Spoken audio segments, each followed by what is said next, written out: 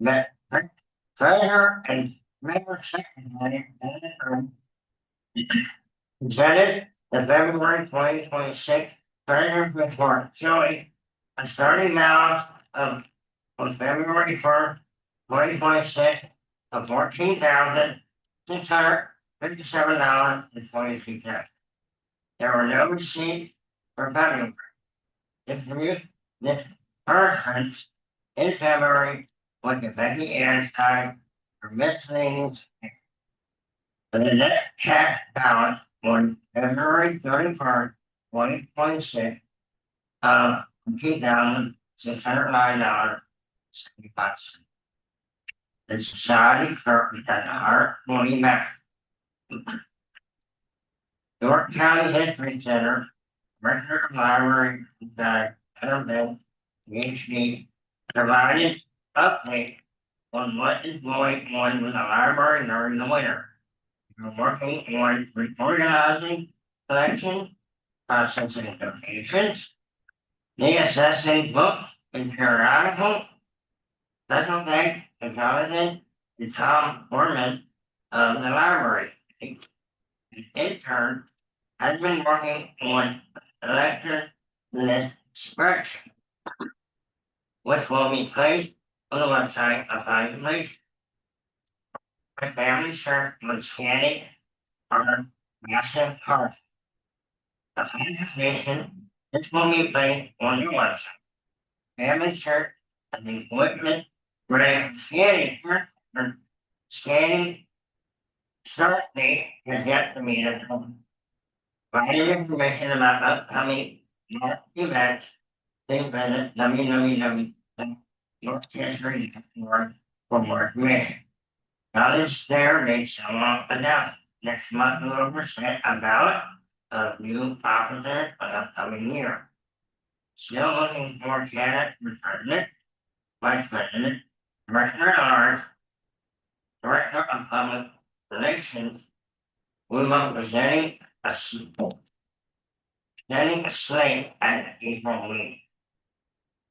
We are having a table or room at Palestine to American Conference in Leipzig on June 18th through the 20th. In April, a series of volunteers will start.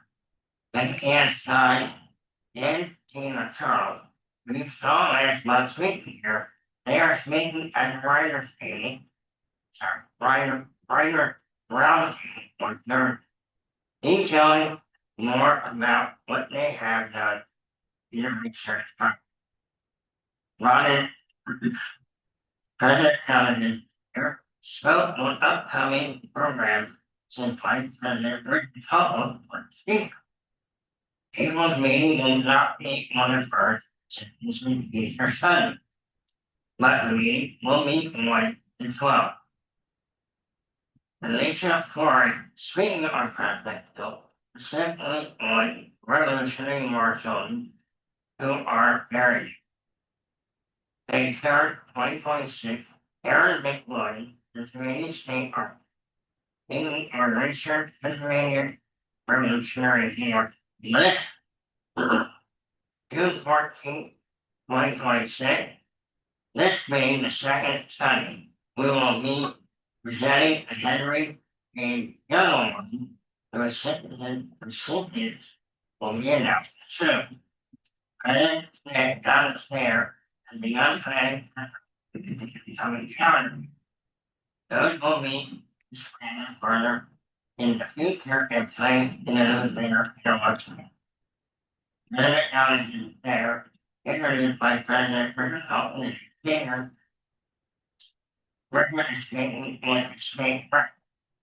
I wish to apologize. I've had internet cancer for the record. My throat gets dry out. I have a name.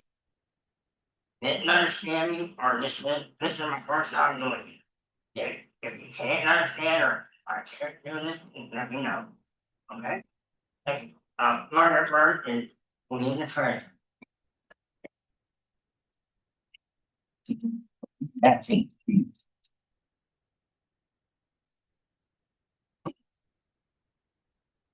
Okay, the bank balance on March 1st, 2026 was $14,609.75.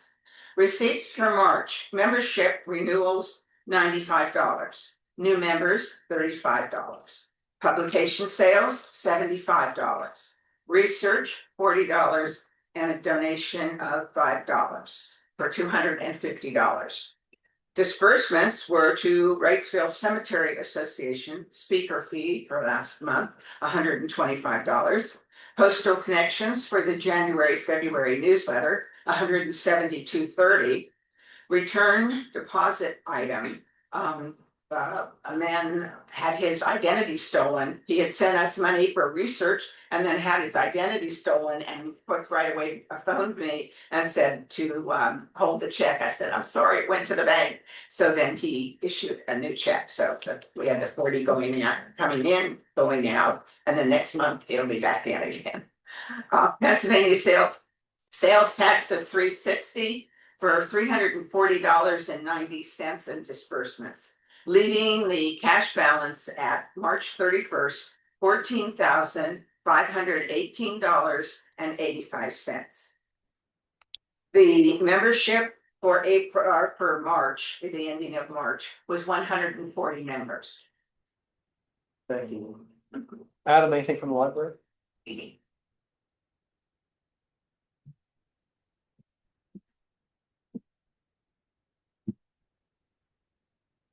Hello, I'm Adam Banks. I'm the director of the Library and Archives. Thanks for bearing with us with some of our tech. Everybody can hear so far? Okay. Our normal excellent overhead system decided to break right before our gala last night. So we're making do. At least we have this kind of temporary speaker in the back. So just let me know if you can't hear today. We'll try to make adjustments, but so far so good. It's been a slow winter and a slow spring in the library, but we are getting a steady number of researchers, just not a lot of days when we're full. However, we have recently been inundated with email research requests on a lot of different subjects: industrial history, military history, and a big increase in requests about Revolutionary War ancestors. I'm not sure why this year, but it's about 3 times more than the average year of how many requests we're getting about, great grandfathers and so forth who were worthy in the revolution, not sure. So it's been good on the research side. Excuse me. So that's given us some time to catch up on reorganizing collections. We've gotten plenty of donations, large and small, over the last few weeks. And thanks to the efforts of Jonathan Stayer and Tom Warman of the Library Committee, we're continuing to weed our book and periodical collection. Both of them are working in the periodicals right now, going through some things that really haven't been used in many decades and are not locally relevant. So we're trying to adjust our collection so we have more space for growth in terms of library holdings, but especially in terms of archives holdings. So thank you, Jonathan and Tom, for that. The staff just would not be able to have the time to dedicate that you give. We have an intern, I think I talked about this last month, but we have an intern who's been working on a collections list spreadsheet to upload to our website at some point in the future. But that's going to be a long-term project. Unfortunately, it's not going to happen anytime in the immediate future. So she's also helping Assistant Director Greg Sline in doing a lot of processing of new donations. We also had a new volunteer start about 3 weeks ago to work on our photo processing and digitizing and so forth. So we have a huge backlog. Our photo collection is probably hundreds of thousands of images. So we're working on our backlog, and please talk to me if you're interested in possibly volunteering in the library. I didn't put this on here, but on April 27th, that's a few Mondays from now, we are actually doing a library Jeopardy game in this room in the morning on April 27th. So if you have interest in learning more about the library and archives, that's a great opportunity. Talk to me if you're interested. That would be awesome. We're continuing to work with Family Search and completing card scanning, and they are on the S's, so they're making steady progress. Hoping in the next few months the cards will be completely scanned. Now that doesn't mean they'll be uploaded anytime soon. That's all on Family Search's side, but at least the scanning part will be done. And we continue to wait for people to show up to scan church volumes such as Christ Lutheran, German script records, but all of the equipment is here. So. And some upcoming events at the History Center. A week from, well, let me start with, let's try to do chronological. April 15th, Wednesday, April 15th, this coming Wednesday. Peter Mealy from the Susquehanna National Heritage Area will be here to speak about the Mifflin family of Wrightsville during the Revolutionary War. A week from then, so 2 Wednesdays from now, we will be having our Coffee and Conversations program from 6:30 to 7:30 p.m. That takes place in the library immediately. The lobby immediately under us. And Desert Storm veteran Alex Kelly will be here to discuss her experiences.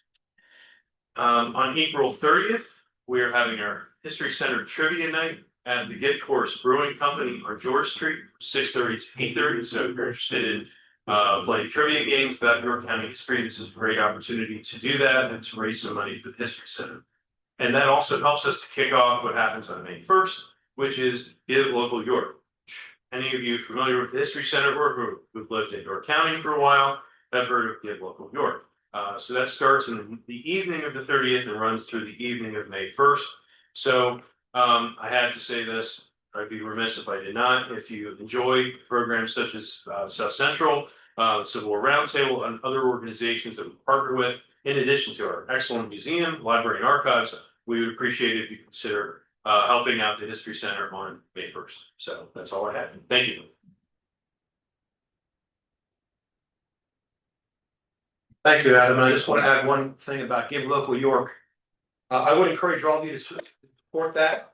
And this year, they're going to give extra prizes or whatever based upon the number of people who donate. So even if you can only donate $10 to the History Center, go online on May the 1st and donate that, because the more people the History Center gets, the more likely they are to get the additional benefits that will come with that. So, okay, a couple other things. As mentioned in minutes today, I'm presenting the ballot of officers, the ones that are up for election for the coming program year. President will be Richard Kunkel, Vice President myself, and Director at Large Dave Wagenknecht. And what Dave, you want to wave your hands for when who you are? He's going to try to jump in the pool with us and see how he likes it for the 20 term here. We will be taking an official vote at the May meeting, but we will still accept nominations. I would be glad to see my position anybody who wants to have it. So I want to inform the membership that its March meeting, the board approved the expenditure of $1,036 for a ladder cart for the library Adam represents. So that'll be another new piece of equipment for them. Richard Robinstein mentioned in the minutes from last meeting that we are going to have a table at the Palatine's to America in Lancaster, June 18th through 20. That's Thursday evening through Saturday afternoon. We are still seeking volunteers to help staff our table. My goal is to have 2 people there at all times. And some of us have also registered to attend the conference. So it'd be nice if there are 2 people there when some other people want to go to sessions. But we will see the table staff throughout that conference. So see me if you would be willing to help with that. You don't need to commit to whole day or a series of days. If you just give us an hour or 2, that would be great. We continue to seek ideas for special publications and volunteers to transcribe and abstract records for them. And we have some things in the pipeline, but we can always use some more. Is there any other news or anything, items anybody would like to share with the group? Okay. For upcoming programs, as I mentioned previously, next month, May the 3rd, Aaron Nicolais from the Pennsylvania State Archives will be here to talk about Pennsylvania's Revolutionary War militia records. And so if you are doing research on that, you definitely want to come and hear him. And I know of no one else alive on this planet who knows as much about these records as he does. So you definitely want to come and hear that. And then on June, the 2nd Sunday in June, we will have our biannual Henry James Young Award program. and we'll be giving the award to 2 recipients. I do have a slate of programs for next program year starting in August, and that will be there'll be a brief outline of those in the coming newsletter. And then the next newsletter after that, hopefully I'll have a lot of details on our speakers and programs. The August meeting will be a tour of the Revolution War exhibit, which will be right through these doors. So if you want to see that, please plan to come for the August meeting. Our speaker today is Alicia Forry. I found out the last minute I was introducing her. So she said she would introduce herself. She is from Prospect Hill Cemetery and is going to speak to us about the Revolutionary War veterans buried there. Alicia. So good afternoon. So I started work at Prospect Hill Cemetery. I'm 5 years in. I am not a history person, never. I have an art degree. So this is all new to me. Part of my job though at the cemetery is not losing our veterans. I do a lot of work with the National Cemetery Association to have stones replaced, because as you can imagine, as they age, we lose them. So I do a lot of stone replacements. I also do the tours at the cemetery. So if you're interested in any of the tours, you can go onto the Prospect Hill website and register there. They do fill up, so register early. The dates are already up through October. We do take the month of July off. And if you're interested, my trolley fits 21 people. I can do a trolley tour for you. So it's a lot of fun. When I first started, we had 26 documented Revolutionary War veterans. I'm up to 50 with 45 of them. You did that wrong. All right, Adam, I'm not technology. Yeah. It's down to go. There. So every day I'm searching and adding new veterans, and I do move and I do hand stuff because I am a cheer coach and I'm used to just moving around. So every day we're adding and researching more veterans and adding to our current list. Currently, I have documented 4,000 veterans that are interred at Prospect Hill Cemetery. So we have veterans from every single war that America has fought in. We have the War of 1812, Spanish American War, Revolutionary War, Civil War, you name it, I've got them at the cemetery there. Do I have them all marked and documented? Absolutely not. Is that something that I'm working on? You betcha. A lot of my Civil War soldiers have now gotten new stones that are in the Victorian section, and the Victorian section of our cemetery is the upper section of the cemetery that's near our offices, or the lettered sections. There is a map on our website, so if you go onto our website under the About Us, you can pull up a Prospect Hill website or a map about the whole cemetery.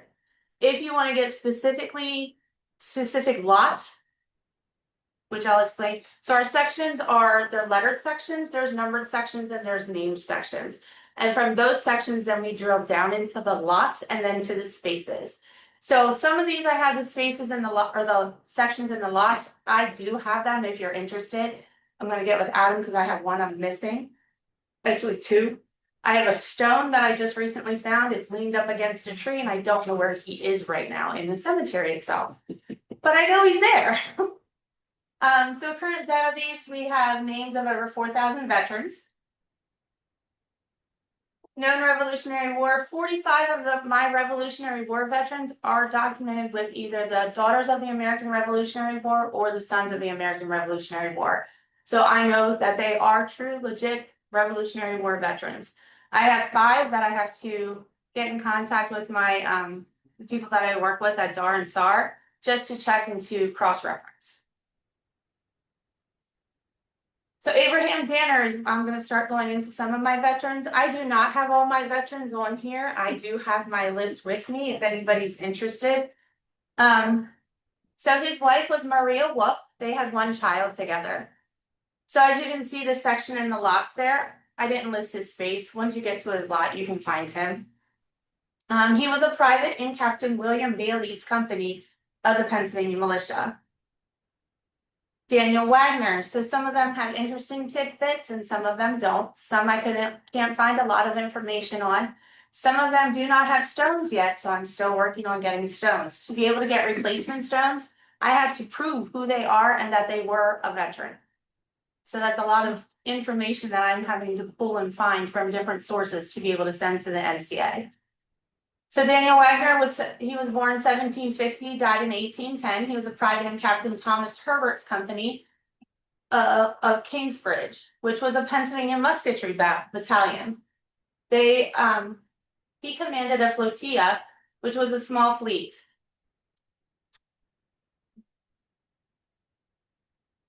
He's listed as a Patriot Minister and he's in Section E.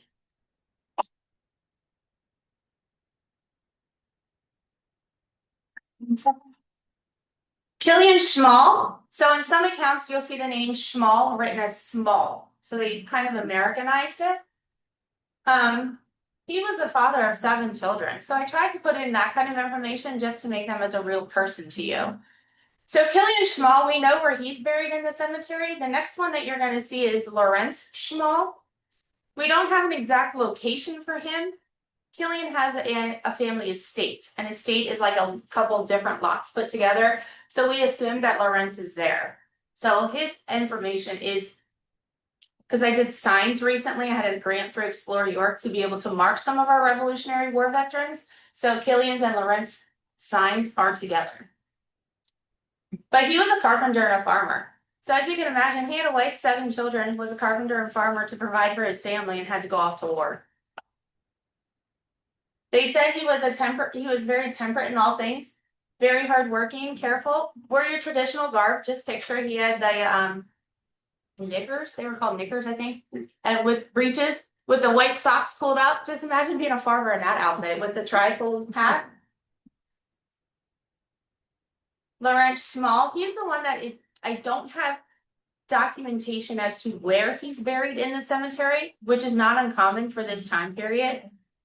So like I said, we assume that he's on the Schmall estate. So he was the deacon in the German Reformed Church. Part of the cemetery, we have over 26 churches that were uninterred and reinterred at Prospect Hill Cemetery. So as the town of York grew, they ran out of space for the cemetery and graveyards. So they uninterred them and reinterred them at the cemetery. The idea was the longevity of the cemetery to be able to give them a final resting place.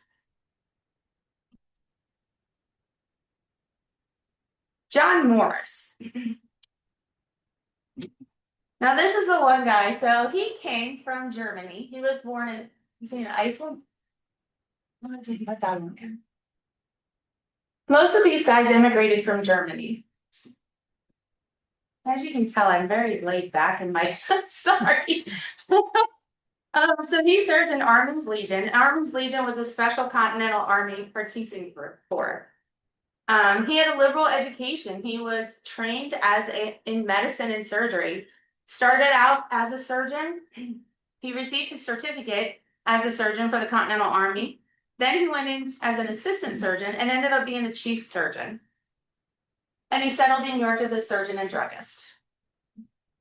He was a head former. Go back. His middle name was John. Yes, it was. Well, he's father. There's 2 of them. There's 2 John Morrises. Armand's Legion was the head. See, and I'm constantly learning stuff. Constant learning. Jacob Lanius. So his name, he's actually Johann Jacob Lanius. Lanius was a very popular name in York County at that time. We have a lot of Laniuses buried at Prospect Hill Cemetery. Henry Maxwell. Adam, this is the one I can't find. So documentation purposes, everything says he's at Prospect Hill Cemetery.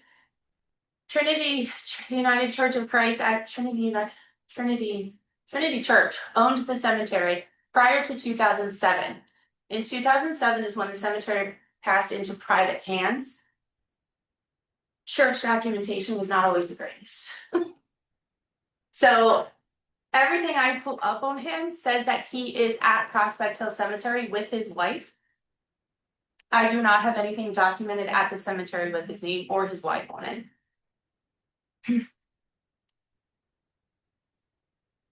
Heckendorn, John Heckendorn.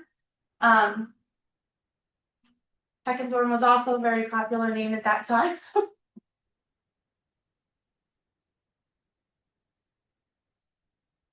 Martin Weller, he was a private in Captain Godfrey Fry's. Sometimes you would find Godfrey instead of Godfrey. That's another challenge that you run into when you're researching Revolutionary War. You kind of have to go with all the different spellings that you can imagine.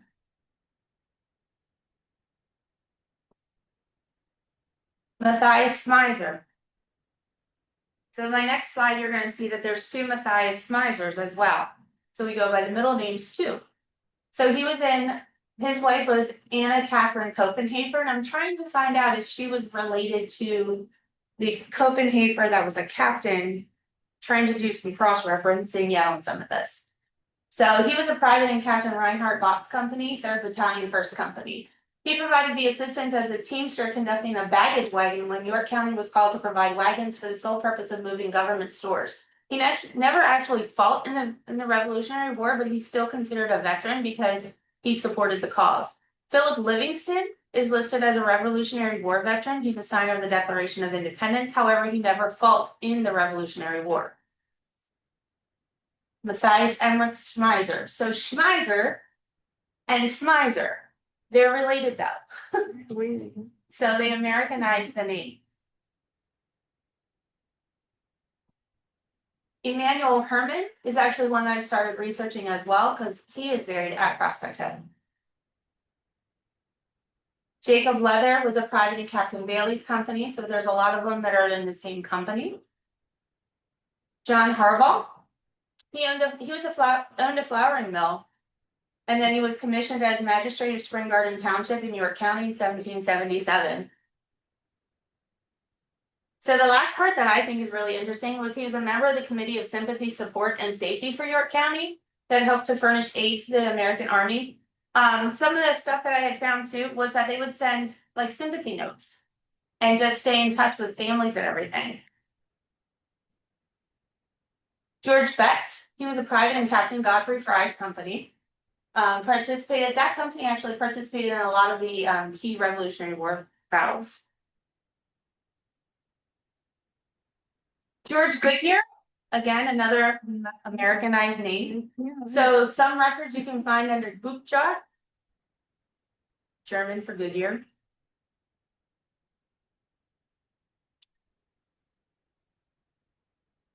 Johannes George Ildenfritz. You can see this is where Captain Simon Copenhaver's company is. So I think that.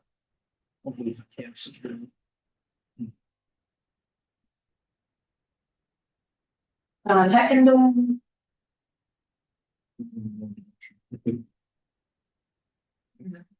Jacob Falls.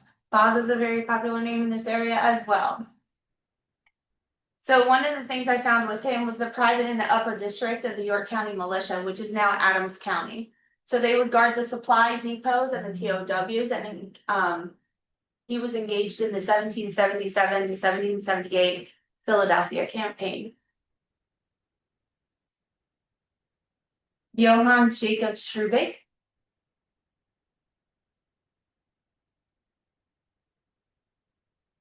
Captain John Irvin's company.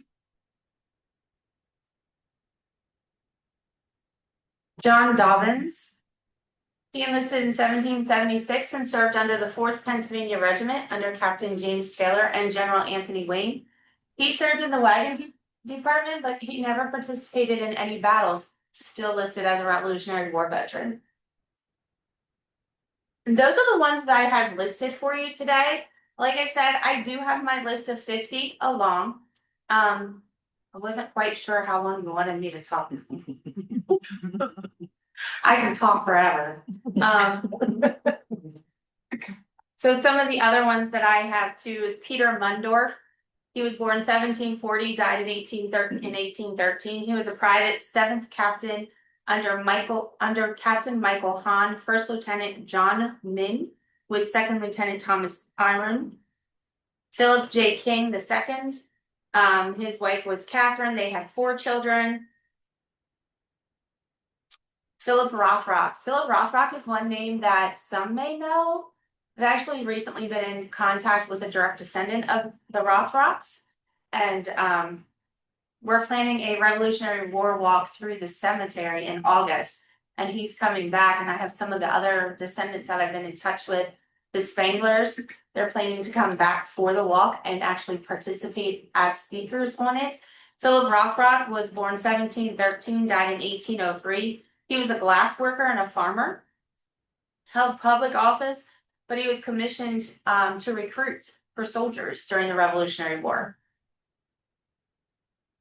Wyrick Bentz, 1756 to 1821. He was a private under Captain Rudolph Spangler. So George Rudolph, and Balthazar Spangler, all 3 of them are buried in our cemetery. Balthazar Spangler is one of the founders of York County, friends with William Penn. George, Rudolph, and Balthazar are all Revolutionary War veterans. I believe it was Rudolph that was in the flying camp.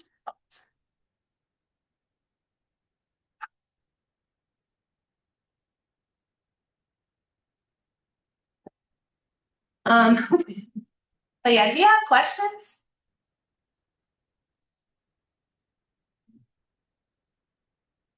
Yeah. Yeah. Those that were buried, how were they in New York City, in New York County? You said, you know, where were most of the people at when they were? So during the Revolutionary War, they did not learn about the art of embalming until the Civil War. So during the Revolutionary War, where you died is where you were buried. So anybody that was buried at Prospect Hill Cemetery, they died in York County, and they would have been brought to us for the cemetery longevity. It was during the Civil War when they actually learned about the art of embalming and had to have a physician on staff at the general hospitals to be able to embalm the bodies to send them home. The weird stuff I've learned working on cemetery. Not something I knew before. Yeah, absolutely. Would you tell us about Philip Livingston? Philip Livingston is a signer of the Declaration of Independence. He's actually in New York and was actually here for the Continental Congress that met in New York for the 9 months. He died while he was here. His houses in New York were actually used during the Revolutionary War as a hospital. One of his houses. So he died here. He was not originally interred at Prospect Hill Cemetery.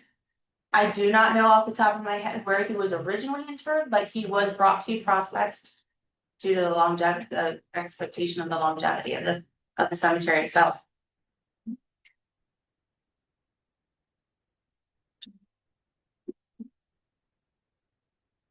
Yeah. So how many hours do you spend up at the archives and that's Not as many as I'd like.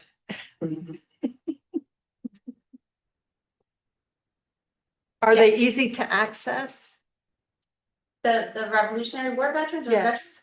So I recently had an Eagle Scout. He was doing his Eagle Scout project. He's local to Manchester, Mount Wolf. He redid the Civil War walking signs, so they're absolutely gorgeous. If you haven't visited the cemetery, please do. And then I had a grant through Explore York. So 20 of the Revolutionary War veterans now have signage pointing out who they are. They'll have their Patriot numbers. I only did the ones that have their Patriot numbers that I could confirm. A little blurb as to, here I am. I'll show you what they look like. The round ones are Revolutionary War.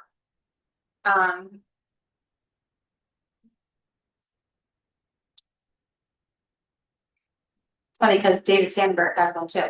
So they're round, and then they'll have their name, their date of death, or date of birth, date of death, and then a little information on them as to how they're connected to the Revolutionary War.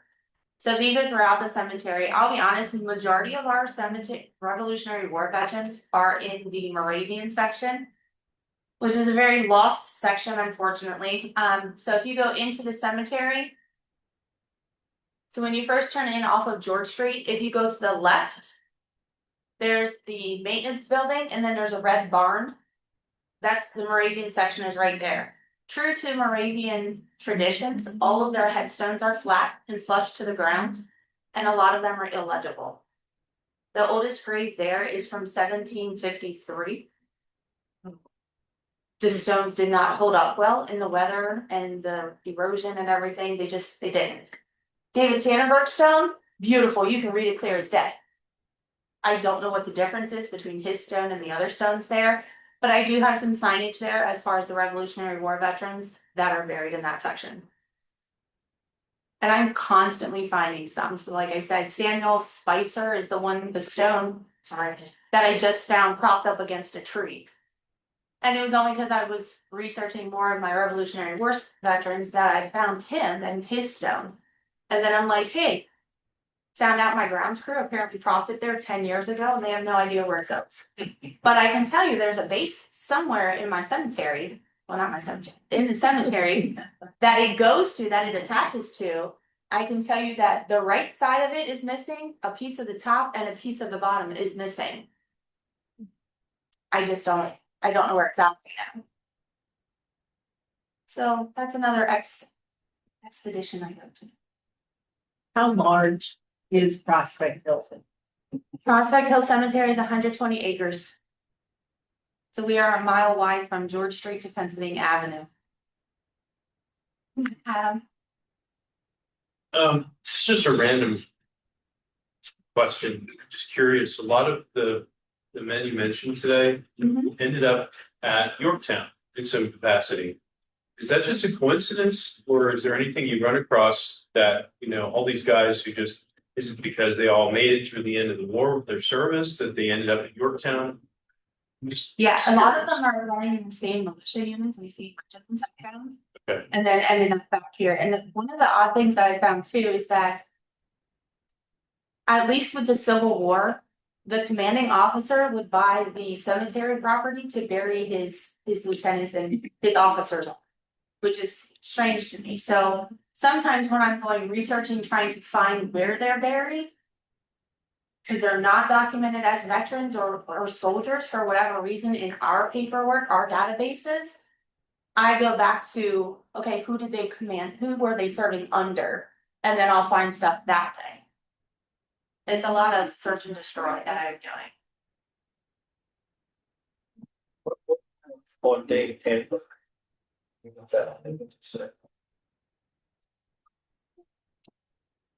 1778, Mr. Tannenberg, along with 21 other members of his congregation, took an oath of allegiance to the newly formed government of the United States. He was a prominent American organ builder of the 18th century. Now, you know he was a contracting subject. You know that? I do. Okay. I do. I try to keep my signs positive. That's a lot.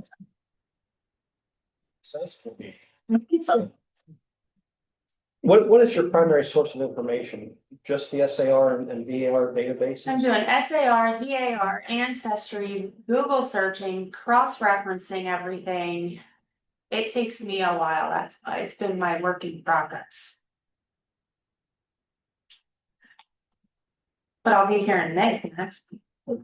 Yeah, because a number of things you said are not correct. And I don't Oh, want to stand please. here and correct You come tell me that, because I'm interested. because there was no 34th Regiment Okay. in the Revolutionary War. I forget which personally. I don't know, but I'm going back. Maybe it's just before then.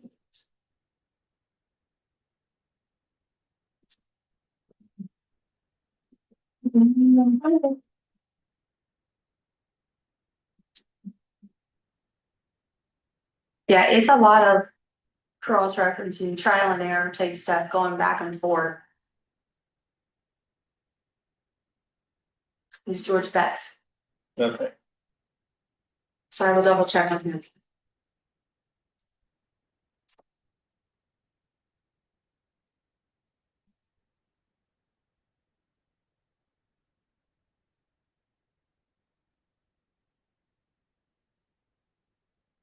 Anything else? Yeah. Again, Me? Yeah. So, yeah, I'm on the board of the organization, but I have volunteer at the York County History Center Library, helping people do research like this, and I'm a historian, so just so you know, like Jonathan just said, we're all here to help you with some of this, because especially now that everything's online, you find a lot of people away from the area. Yes. Like somebody couldn't have been in Spring Garden Township before it was formed, so they were probably what is now Spring, but then was part of Helen, was part of you, right? And so people away from here don't know that stuff, and that's where it gets complicated doing all the cross reference things. So anytime you want help, maybe get contacts here with the organization. I know many of us are volunteers at the library. So, I mean, researching all these people at one time, kudos to you with your background in art. So, yeah. Yes. when did the cemetery officially open? Or be- Cemetery was founded in 1849 as an act of the Pennsylvania legislature. And then what kind of records? I've been to some cemeteries that they have all the plots on paper. Was there anything comparable to that? Everything is paper. We are paper heavy. We have vaults of paper. And then we had a fire. There was a fire there in the early 1900s in 1920. So they lost records. So then they had volunteers come out and do tombstone records. Therein lies a part of the problem. If there was no tombstone, there is no record. It says buried. That's what our lot cards say. So every single lot at the cemetery has a lot card. If they were property owners, for example, Balthazar Spangler, if I can go into, so we have cards that are Victorian cards that are only the lettered sections of our cemetery. Then I have lot cards for the numbered and the named sections of the cemetery, and so those are by section. The Victorian ones are alphabetical. So I would need to know who is the lot owner to be able to drill down for that one. Balthazar Spangler is a lot owner. So I can go pull his card, his lot card, to see who's buried on his lot.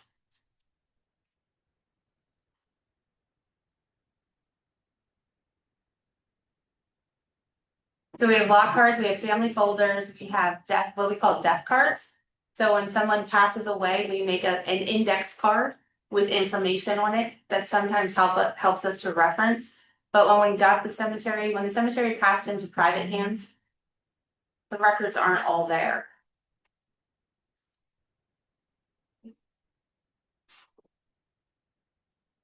Question?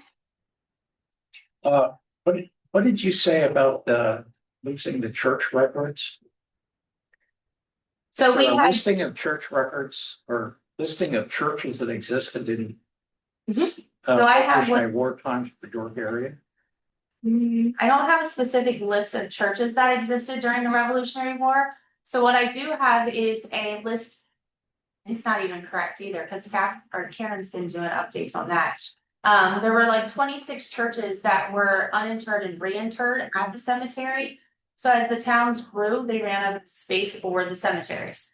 So they uninterred the bodies from the churches and moved them to Prospect Hill Cemetery. So yes, I have a list. If they kept a list, we have it. We have what list they kept. Would be, I guess, better terminology. So how many churches in you? About 26.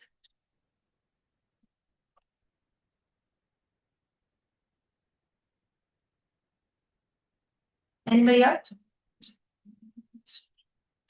Yeah, Can you estimate how many total interments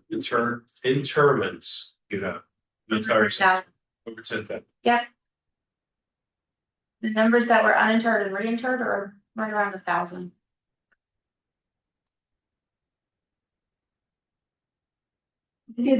When they did checked all the cemeteries in the 30s, the WBA, did they do Prospect Hill? Yes. They did do it. Oh, okay. I don't know. Oh. And that's in the library records here. Yes. Oh, okay. You might want to check that. I know Karen and I go back and forth a lot. So Karen Christian, I don't know if you know the name. She does a lot. She does a lot of the pictures for Find a Grave for us. So her and I go back and work back and forth on a lot of them. Yeah. So a lot of the pictures, like do you all know about Find a Grave? Okay, good. She does a lot of the pictures and updates on there for us. For Max Winchell. Two of their different volunteers. In the History Center Library. Yeah, Karen and Audrey. I recognize them more than I remember their names. Understand.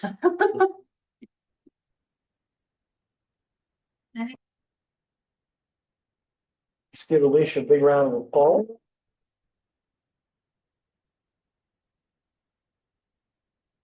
Margaret wanted to need to remind you, if you're not a member, before we adjourn, we have membership applications here. And I got to refresh my mind on the prices, but for an individual, it's $35 for a year or $60 for 2 years. You're not going to find a better deal than that anyplace else. So we'll lay them up here if you're interested. Pick one up. If you want to join today, just give your money to Margaret. She'll sign you right up. Thank you, and hopefully we'll see you next month.